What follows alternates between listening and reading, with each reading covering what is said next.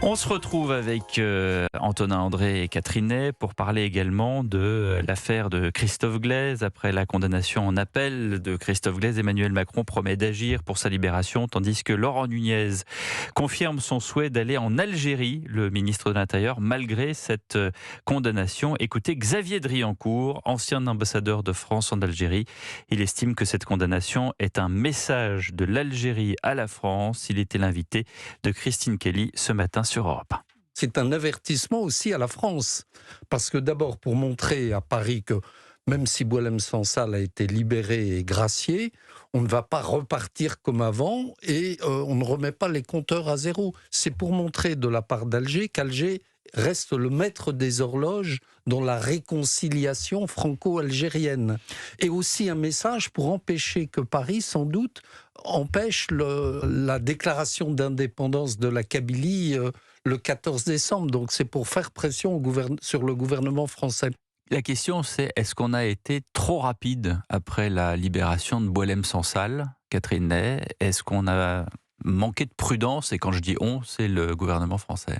Vous voulez dire qu'on a espéré Oui. choses qui n'est pas mieux. Est-ce qu'on a vu quelque chose d'automatique peut-être dans la libération de ce Christophe Glaise? L'espérance a été que, par exemple, Boualem Sansal n'avait été privé d'avocat, n'avait pas pu avoir d'avocat, et le fait que les parents de Christophe Glaise aient un visa pour assister au procès de leur fils et accompagne l'avocat était plutôt le signe d'une détente. On l'avait cru, et puis surtout, le gouvernement, le Quai d'Orsay se disait mais depuis que Retailleau est parti, maintenant les choses vont aller, ça va très bien se passer. Le président qui pensait voir M. Tebboune au G20 en Afrique du Sud ne l'a pas vu.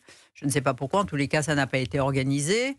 Et on voit bien que les Algériens choisissent leur date, ce sont eux qui sont les maîtres des horloges et ils le feront selon leur bon plaisir et avec sûrement, il y aura un coût, c'est-à-dire qu'il y aura une rançon, le prix d'une rançon. Et pour les Algériens, il n'y a qu'une chose, c'est toujours plus de visa. Voyez. Donc, et je crains que si M. Nunez va en Algérie et qu'il veut renouer... il va arriver avec un cadeau. Il faut arriver avec un cadeau. Et ce sont des visas supplémentaires. Oui, c'est ce que veulent. Oui, ou par exemple, là, c'est une sénatrice LR qui vient de dire que l'Algérie et les Algériens doivent 45 millions aux hôpitaux français quand ils viennent se faire soigner, ils ne sont pas payés. Voilà, un effacement de dette, je ne sais pas. Mais vous voyez, c'est en ce moment, les Algériens, ils ne lâchent sur rien.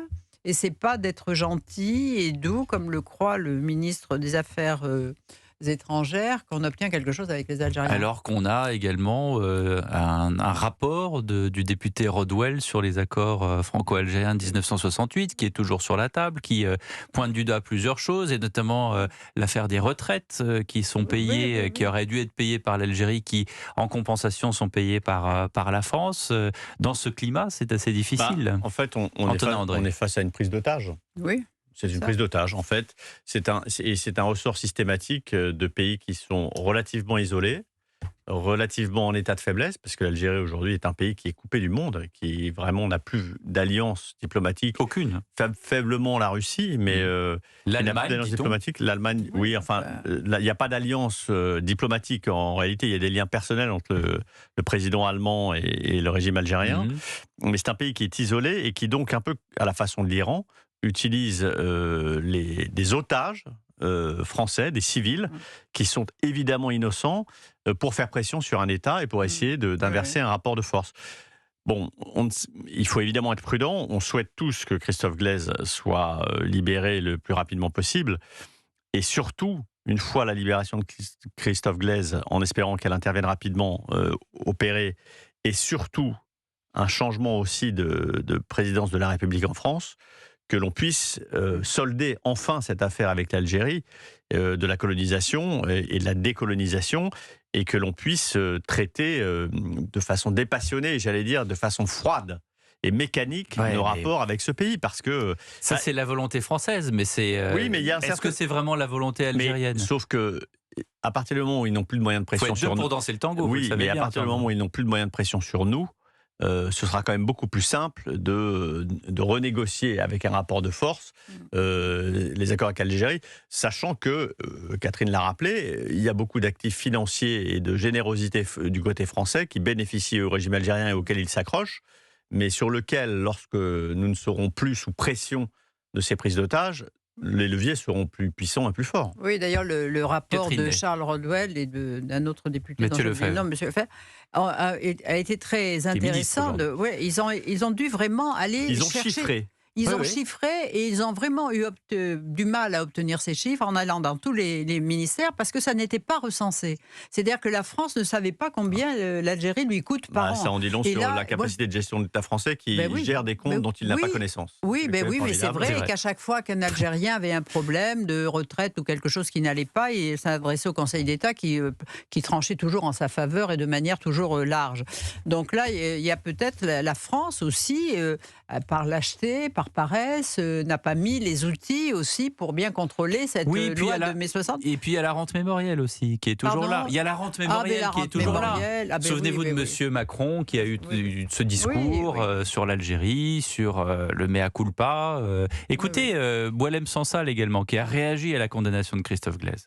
J'étais à la fois effondré et à la fois heureux. Et effondré parce que l'État algérien n'avait pas besoin de poursuivre dans cet acharnement. Il aurait pu le condamner à 6 mois de prison.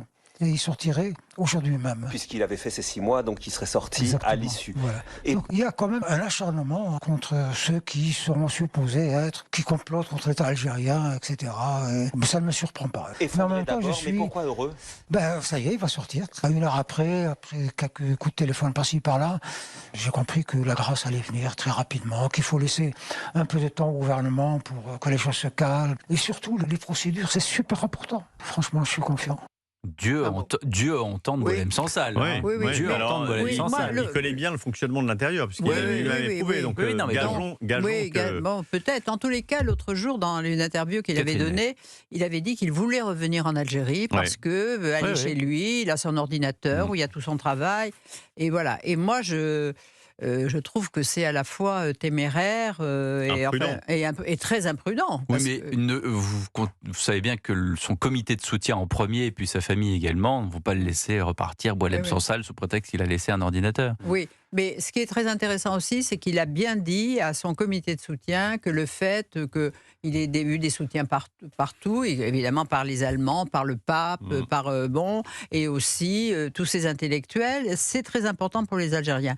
Et moi, je pense que jusqu'ici, on a plutôt demandé, l'Élysée a dit de ne pas parler de Oui. Christophe Glaise, de ne pas en dire, et que là, aujourd'hui, c'est le moment ou jamais de se révolter contre le fait de cette prise d'otage. C'est la jurisprudence Sarkozy. Nicolas Sarkozy a toujours André, pour dit, de Oui. façon systématique, ne pas parler des otages, c'est une faute systématique. Il faut en parler, et d'ailleurs les familles d'otages aussi. Et cette thèse qui consiste à dire le fait de parler des otages empêche qu'il y ait par ailleurs des négociations par les canaux secrets est totalement faux. Il faut parler des otages, il faut donner une résonance forte et donner des voix pour soutenir les otages. Et c'est un mode de pression, y compris dans une négociation qui peut se mener par différents canaux. Oui. Mais enfin, il avait réussi à sortir des otages au Mexique par cette politique-là, parce qu'il envoyait des Gilad émissaires. Shalit, Oui, les infirmières bulgares, oui. Bettencourt, enfin... Il y avait une façon de faire qui, au moins, était efficace et qui, Ben Et oui. qui aujourd'hui n'existe plus. qui concentrait ses efforts. Parce que Nicolas Sarkozy s'acharnait personnellement et s'impliquait personnellement. Ah oui. Il ne lâchait jamais jusqu'à ce que la libération intervienne. Oui, aujourd'hui, ça n'existe plus. Non. Aujourd'hui, les rapports de force ne sont plus les mêmes. Aujourd'hui, aussi. on ne lit plus la politique diplomatique de la France, mais on ne la lit plus sur tous les sujets. Je veux dire, Mais c'est surtout qu'elle est. l'un des Il y a pas de reproches, continuité. l'un des reproches quand même qu'on peut faire à Emmanuel Macron, c'est sa politique étrangère qui est totalement erratique, sa politique diplomatique étrangère qui est totalement erratique. On a quand même débuté ce quinquennat par l'accueil de Vladimir Poutine à la Galerie des Batailles à Versailles, avec ces peintures magnifiques de Pierre Legrand. Et on en termine à être sur le strapontin d'éventuelles négociations d'accord avec l'Ukraine. Je veux dire, il faut voir Après la avoir été humilié déliquescence avec Mais la oui. table de Vladimir Avec- Poutine qui faisait la taille d'un autobus. Et je vous passe la visite à Brégançon où il avait apporté des fleurs à madame, mais où il avait dit devant les caméras du monde entier à Emmanuel Macron que les critiques sur la Russie c'était très bien, mais que lui savait tenir son pays alors que les Gilets jaunes étaient en train de déstabiliser l'État français. Donc, Oui. Le bouquet n'était pas très grand. d'ailleurs. la façon dont Emmanuel Macron a abîmé la parole de la France à l'international, je trouve, est quand même assez peu soulignée et pourtant, je trouve, assez marquante. Et ça fait des conséquences absolument Et pourtant, c'est désastreuses. son domaine favori parce qu'il est toujours à l'étranger. Oui, d'ailleurs, il était Oui. en Chine. Il était en Chine. On en parlera en deuxième heure de cette visite en Chine où Emmanuel Macron a jugé la coopération avec la Chine déterminante pour mettre fin au conflit ukrainien. Ça, c'est encore une autre histoire. Merci beaucoup, Catherine Ney. Merci beaucoup, Antonin André. On en parlera justement de cette visite en Chine avec qui ? Avec Pierre Lévy, qui était ambassadeur de France à Moscou lorsque la guerre d'Ukraine a commencé. Il sera mon invité. Oui, viens là. Il sera mon invité tout à l'heure à 20h10 sur Europe 1. À tout de suite.